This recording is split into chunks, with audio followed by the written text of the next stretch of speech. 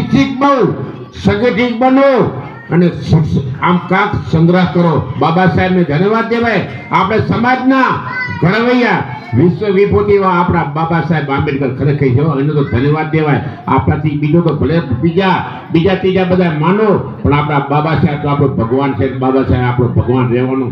બાબા સાહેબ સિવાયનો આપણો ઉદ્ધાર નથી, અને બાબા સાહેબ સિવાયનો આપણો ઉદ્ધાર નહીં થાય. ખરેખર કહીજો તો અમે સાધુ છે, છતાંય બાબા સાહેબના વિચારધારા કેમ નથી કે મારી સમાજ, મારું કઈ માનસિક, આપણી સમાજમાં જે અંધકાર છે, જે અંધકારના પડદા ચડી ગયા છે, અંધકારના પડદા ચડી ગયા છે, એટલા માટે અમે ગામડે ફરી અને કહી છે કે ભાઈ, જે તમારા વિચાર બાબા સાહેબની વિચારધારા લ્યો, બાબા સાહેબનું સંવિધાન વાપરો, બાબા સાહેબની વિચારધારા લ્યો. ખરેખર કહીજો તમે એ વિચારમાં રાખશો તો તમે તમારા દીકરાને ભણાવી શકશો.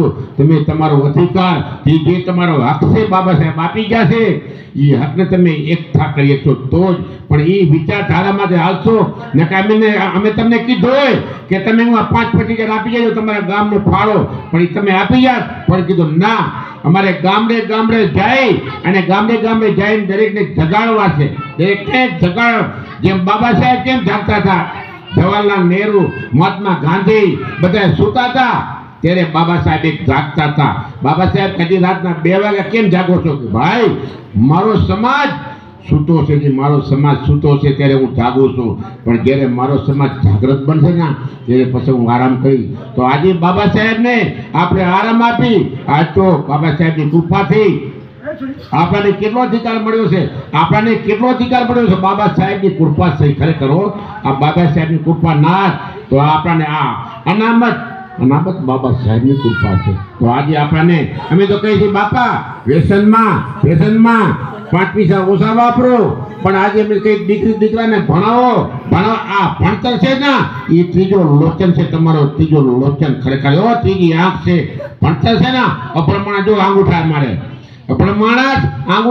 છે. હવે દીકરાને આપણે આંગૂઠા નથી લગાવવા. જો કાંક ભણતર છે, મનમાં એ બેલું કે નોકરી નથી મળતી, નોકરી તો બાબા સાહેબની કૃપાથી મળશે નોકરી બાબા સાહેબની કૃપાથી. એટલે અમે તો કહીએ છીએ દીકરાને ભણાવો. બાબા સાહેબની આંગળી કેમ રાખી? હાથમાં આંબળા રાખ્યો. બાબા સાહેબ હાથમાં આમ રાખ્યો. એકતા લઈ જાઓ. શિક્ષિત બનો, સંગઠિત બનો અને સંગ્રહ કરો.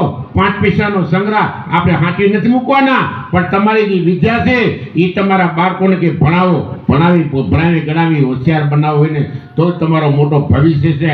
આપણે તો ઠીક છે વૃદ્ધો તો, પણ હવે તમારા બાળકોને ભણાવે સિવાય કોઈ રાખતા નહીં.